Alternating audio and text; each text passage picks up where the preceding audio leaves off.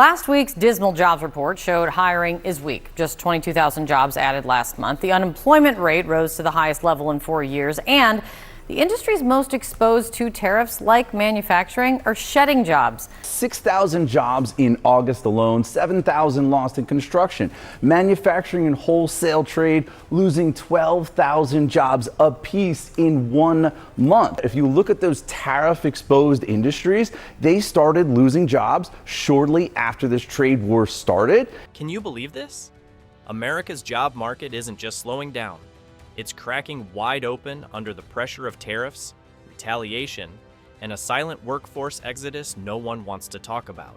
And the real shock is this: entire pillars of the U.S. economy are buckling as industries lose markets. Companies slash jobs, and whole regions watch their livelihoods evaporate. But the most disturbing twist? The very policies meant to protect America are now gutting its own industries from the inside out. Job growth in the past 3 months has all but ended. There were just 22,000 new jobs created last month, and new revised data showed the economy actually lost jobs in June, the first time that's happened. America's workforce is walking straight into a storm, and the warning signs aren't subtle anymore. They're screaming. Layoffs are rising, hiring is freezing, unemployment is creeping up, and worker confidence is collapsing. Companies that once raced to expand are now pulling back, shrinking job postings, leaving openings unfilled, and slamming the brakes so hard the entire economy is skidding. And unemployment ticked up to 4.3%, the highest in nearly 4 years.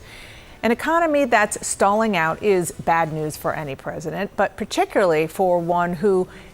And even those who still have jobs can feel the ground shifting beneath them. The fear is everywhere, from factory floors to office cubicles, because this doesn't look like a normal slowdown. It feels like the start of something much bigger and much worse. For the first time in years, Americans aren't asking where to find better work. They're asking if they'll still have work at all next month. This morning, he placed the blame on his economic nemesis, the Fed chair, Jerome Powell. Jerome, too late. Powell should have lowered rates long ago. As usual, he's too late.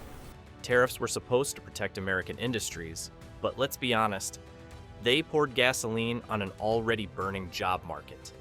The moment those new duties kicked in, costs exploded for every business relying on imported metals, components, or materials. Overnight, companies stopped thinking about growth and started thinking about survival. And when survival mode hits, the first thing to get cut is always jobs. Payroll freezes, halted expansions, canceled projects, all because the basic cost of doing business suddenly doubled. Across the country, factories are delaying production, manufacturers are shelving new investments, and entire sectors are quietly admitting they can't compete under these price pressures. And tariffs shoved entire industries into retreat.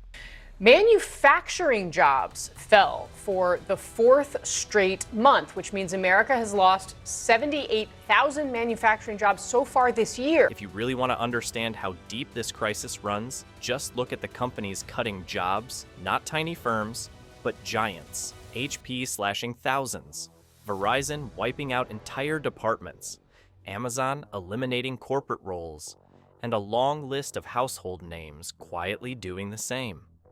When the biggest players in the economy start shrinking their workforce, it's not a business adjustment. It's a red flag the size of Texas. And here's the part that should worry everyone. These companies aren't just trimming fat, they're cutting muscle. Roles that once felt untouchable are suddenly disappearing because rising costs, shrinking demand, and global pressure are leaving them no room to breathe. Layoffs aren't isolated events anymore. They're becoming a pattern.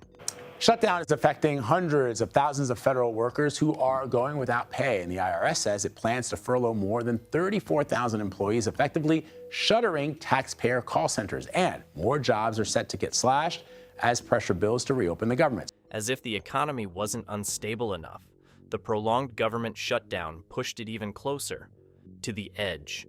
Thousands of federal workers were sidelined overnight, agencies went dark, and critical economic data stopped flowing. With no clear numbers and no functioning systems, businesses froze, delaying hires, pausing contracts, and holding back investments because no one knew what was coming next. AI is no longer an abstract threat.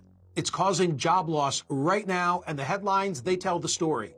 The Massachusetts Institute of Technology, MIT, on Wednesday released a study that found that artificial intelligence can already replace 11.7% of the U.S. labor market.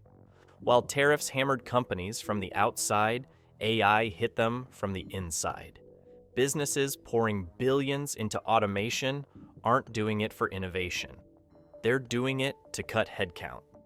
Tasks that used to require full teams are now handled by software, and employers are realizing they can get the same work done with fewer people. The result? Hiring slows, roles disappear, and entire departments get restructured before workers even see it coming. AI isn't just changing the workplace. It's reducing the need for workers altogether, right when the economy needs jobs the most. 22,000 jobs added during the month of August. That is a fraction of what economists were expecting. It's crazy to think that not even a year ago, back in December, the economy was adding 300,000+ jobs. Now we're, not even 10% of that. Here's where it gets uncomfortable. On paper, the U.S. added 119,000 new jobs in September 2025. But at the exact same time, unemployment still climbed to 4.4%, the highest in almost 4 years. And if you think that's strange, look at what companies are actually doing. In October alone, businesses announced 153,000 job cuts, almost 3 times the number from the same month last year. By the end of October, total job cut announcements hit 1.09 million for the year, a massive 65% jump from 2024. That's not a healthy labor market, that's a warning siren. Even weekly data shows the trend. Private sector employers have been shedding an average of 13,500 jobs per week, pushing more Americans back into the job hunt than the economy can absorb. You mentioned that ticking up from 4.2% to 4.3%. That's not high per se, but it is the highest since late 2021. And Fed Chair Powell, he has said that that's the number one indicator that he's looking at for evidence of weakness in this job market. And this is where the picture gets even darker. The job market isn't collapsing on its own. It's being pushed hard. The latest tariff wave has slammed American industries with costs they were never built to absorb.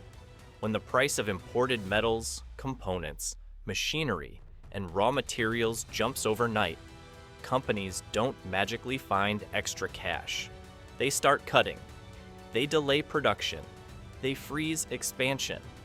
They shelve new projects that were supposed to create the next round of jobs. Due to the tariffs, our prices are rising drastically, and it's also created a market disruption and impacted our demand. Factories that once ran full shifts are now operating at half speed because the materials they depend on cost 20%, 30%, even 50% more than before. Small manufacturers are tapping out altogether, saying they can't survive another quarter under these conditions. And every time a plant slows down or an investment gets canceled, the job market loses another chunk of oxygen. The brutal truth is this: tariffs didn't strengthen American industries, they suffocated them. And when businesses can't breathe, workers are the first ones to feel the choke. Few Americans have been hit as hard as farmers. The tariffs and China's retaliation have really been a gut punch, especially for soybean farmers. And just when U.S. industries were struggling to stay upright, China delivered the hit that knocked rural America to its knees. Practically overnight, the U.S.'s biggest agricultural buyer pulled back and exports collapsed. By mid-2025, soybean shipments to China were down nearly 80%, leaving ports quiet and harvests sitting in storage with nowhere to go. Billions in farm revenue vanished, credit tightened across rural towns, and processing plants slowed to a crawl. For many farmers, this wasn't a setback. It was a sudden economic blackout that hit the heartland exactly when it could least afford it. Largest agricultural export, worth more than $24 billion last year. About half of that went to China. This year, that number is effectively zero after Beijing imposed 20% tariffs on U.S. soybeans in retaliation for tariffs on Chinese goods. While U.S. farmers were scrambling, Brazil moved in overnight and took the market America lost. China shifted the bulk of its soybean purchases to Brazil, which now supplies over 70% of China's imports. And once a country finds a cheaper, stable supplier, that business rarely comes back.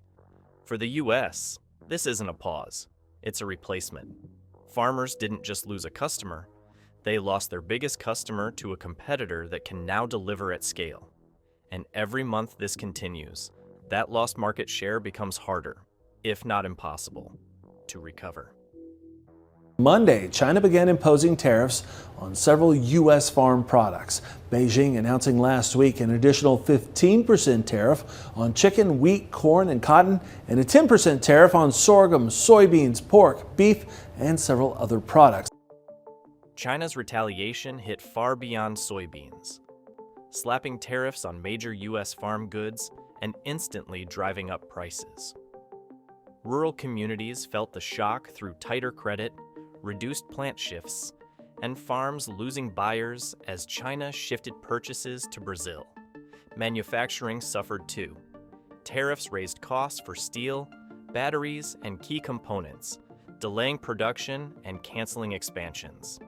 EV makers struggled, factories cut capacity, and hiring slowed as companies faced rising costs and weakening demand. Economists say at best that effort is off to a slow start, but at worst it's actually backfiring completely, that it's been counterproductive because first of all, you're causing a lot of uncertainty, right? A lot of businesses, they don't know where tariffs are going to be, and so they're kind of paralyzed. They're not hiring at all. All of this has pushed worker anxiety through the roof. People are clinging to jobs they don't feel safe in because finding new work feels impossible. And now, economists are warning that this combination, collapsing exports, higher costs, slow hiring, and rapid automation, is pushing the U.S. close to a labor market breaking point.